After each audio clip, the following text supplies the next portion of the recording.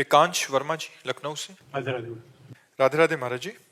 महाराज जी, आपकी कृपा से नाम जप कर रहा हूँ, आपके बताए हुए मार्ग पर भी चल रहा हूँ और बहुत आनंद सा आ रहा है। आपने एक एकांतिक में बताया था कि जब हम नाम जप करते हैं तो भगवान हमारे पहले जो चाह होता है उससे पूरा करते हैं, जैसे कि विभीषण जी के साथ हुआ। तो क्या हमारे साथ भी ऐसा होगा? हाँ, सबके साथ ऐसा होता है। जो छुपी हुई वासना होती है, जब तक वो नष्ट नहीं होगी तब तक परम पद नहीं मिलेगा। तो या तो ज्ञान के द्वारा नष्ट कर दें और या भोगवा के नष्ट कर दें।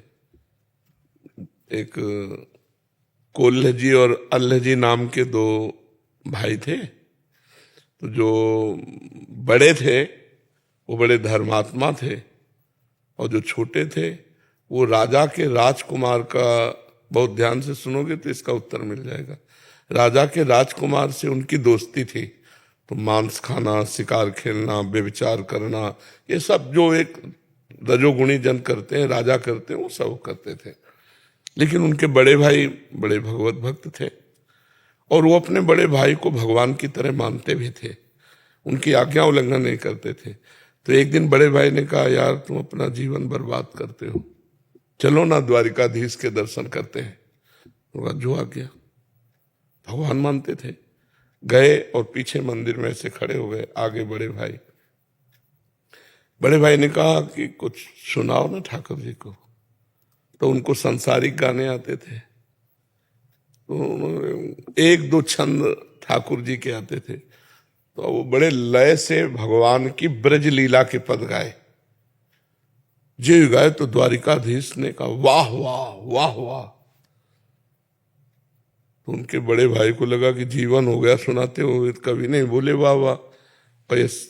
मांस खाता है, गंदे आचरण करता है, और एक पद सुना दिया, वाह वाह बोल रहे ठाकुर जी। ये तो सह गए वाह वाह सुनना, उन्हीं को सुनाई दिया ठाकुर जी ने वाह वाह कहा। थोड़ी देर में द्वारिकाधीश का पुजारी आया और कहा, छोटे भाई का नाम जो कि वो कौन से है? तो उनका पीछे, तो उनका नहीं, भगत है हमारे बड़े भाई। बोले नहीं, ठाकुर जी आपके लिए प्रसाद दिया। उनके गले में माला डाला। उनके हृदय में बड़ी जलन हुई कि मतलब वो पद जरा सा गा दिया तो वाह वाह कह दिया, उसके लिए प्रसाद भेजा ठाकुर जी का। और वो कह रहा है कि हम इतने, हमारे भैया भगत हैं, इनको दीजिए। ईर्ष्या बहुत सूक्ष्म वस्तु होती है, उनको बहुत ईर्ष्या लगी। ठाकुर जी से कहा, तुम्हारे लिए पूरी जिंदगी दी और तुमने हमें प्यार नहीं दिया, और ये पाप करता है फिर भी इसको इतना प्यार दिया। ध्यान से सुनना। वो गए समुद्र में कूद गए कि मैं प्राण करूंगा। जब समुद्र में कूदे तो भगवान के पार्षद उनको दिव्य द्वारिकापुरी ले गए। तो जो हृदय की जलन थी द्वारिकाधीश के दर्शन करके शांत हुई। दिव्य भगवान का रूप। भगवान ने कहा, आओ लाओ प्रसाद लाओ। जो उनके साथ, तो उनको बड़ा सुख मिला कि वहां तो ठाकुर जी की मूर्ति से, पर यहां तो साक्षात भगवान दे रहे। बोले 2 पत्थर लगाओ। बोले दूसरा किसके लिए? बोले तुम्हारे भाई के लिए। फिर चल पड़ेगी, यहां भी भाई, यहां भी मतलब उसका आदर। तो उन्होंने भगवान से कहा कि यहां भी उसका इतना आदर। तो बोले तुम अभी इसी जन्म के भगत हो, वो पूर्व जन्म से, कई जन्म से भजन कर रहा है। वो महान तपस्वी और भजनानंदी विरक्त संत था।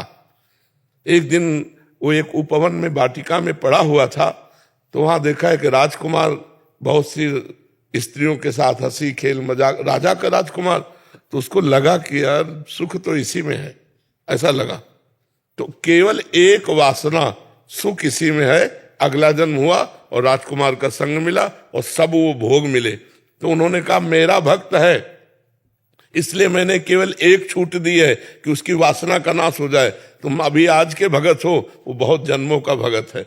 तब उनका संशय दूर हुआ और अपने भाई के प्रति भाव है। तो समझ रहे ना, कितना भी भजन हो उसे रोक कर पहले वासना की पूर्ति भगवान का स्वभाव है। उर कछु प्रथम वासना रही। अगर हृदय में कोई वासना है तो जो इच्छा करी हो मन माही, प्रभु प्रसाद कछु दुर्लभ नहीं। भगवत प्राप्ति होने के पहले आपके हृदय को एकदम क्लीन किया जाएगा। अब वो ज्ञान के द्वारा वासना हटाई जाती है या भोग के द्वारा, ये भगवान देखेंगे। डॉक्टर है, ऑपरेशन करना पड़ेगा कि इंजेक्शन से दवा देना पड़ेगा फोड़ा को, ये तो वो डॉक्टर जानता है कि आपकी वासना को पूर्ति करेंगे या नष्ट कर देंगे। दोनों बातें हो सकती है ना। कि वासना को जड़ से ज्ञान के द्वारा नष्ट कर देना कि अब मुझे नहीं चाहिए। लेकिन भगवान के साक्षात्कार के पहले ये लीला होगी, जो अंदर वासना है उसकी पूर्ति होगी। जी।